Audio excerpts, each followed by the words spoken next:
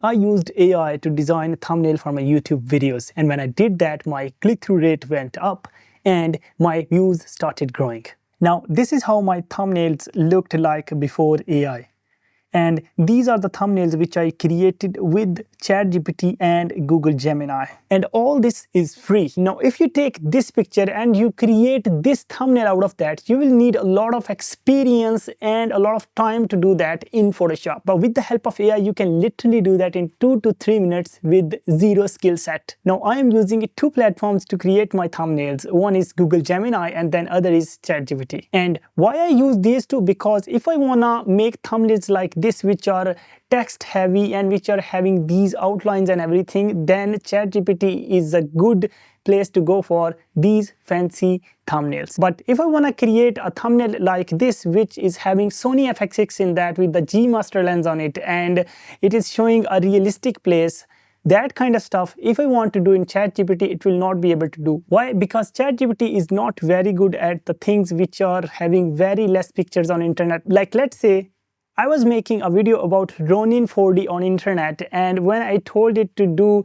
a Ronin 4D flex mode thumbnail, it came up with this, and the real Ronin 4D looks like this. Now, I'm going to show you two practical examples so you can really know that how to use these tools for your best use. For that, I'm using my PC. You can use your phone and it doesn't change anything. On your phone, you will have to download ChatGPT and Google Gemini app, and then you can open them, make your account, log in with your Gmail or anything, and then it will give you an interface like this. So I will open my Safari and I will search chatgpt.com, and here when it opens, I will go on new chat. I will click on this, and then here where it's saying ask anything, I will add my picture.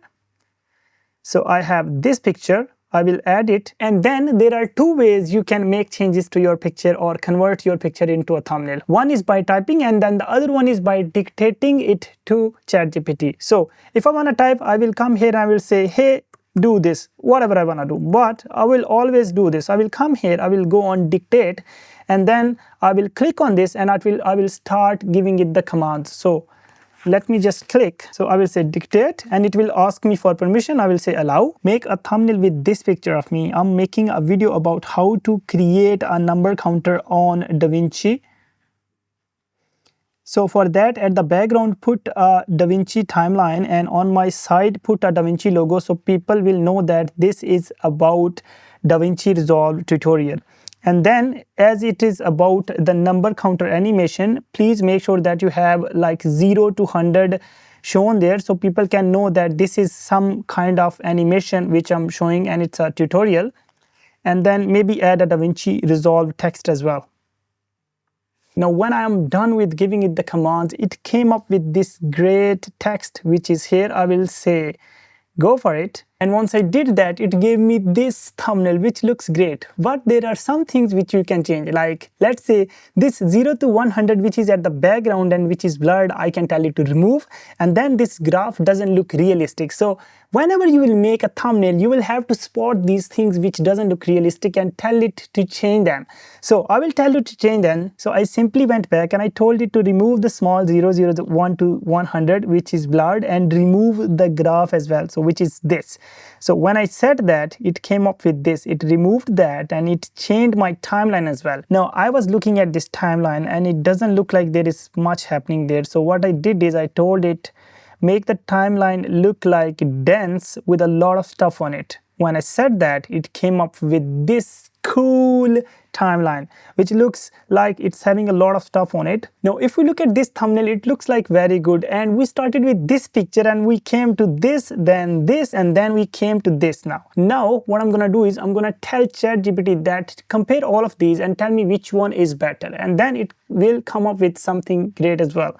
So I'm gonna close it, and I will tell it, no, I want you to compare all of these and tell me which one is more likely to get clicked and why. And when I asked that, it came up with all of these points, and as per ChatGPT, the last one, which is with the dense timeline, is the best one.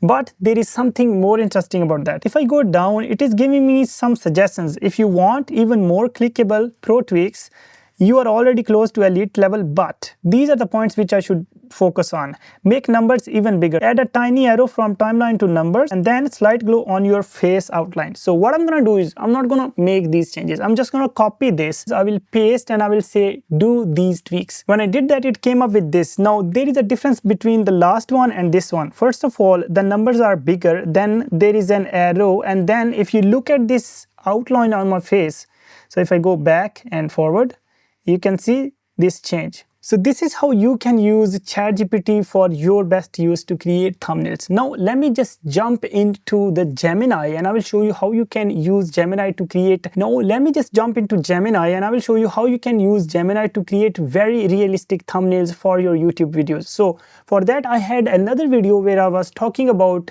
the difference between flexible ISO, Cine AI and custom in Sony FX6 camera. So I will open gemini.google.com and I will come on new chat, and here I will just say create a thumbnail about Sony FX6 where I'm explaining the difference between Cine AI and then flexible ISO and custom, and I will say create. Once I will do that, what I will do is it will come with this picture. Now in this picture, if you look at Sony FX6, it's very realistic with the G Master lens on it, and then if you look at the guy, it's not me. So what I want to do is I want to put myself there instead of this guy. So what I will do is I will go back and I will give it this picture and I will say keep everything same in the thumbnail you created, but change it to my face and remove white balance settings under flexible ISO, because these white balance settings are not related to the difference between Cine AI and flexible ISO and anything. Now there is one thing, I just told it to create a difference thumbnail. It came with this thumbnail with Cine AI with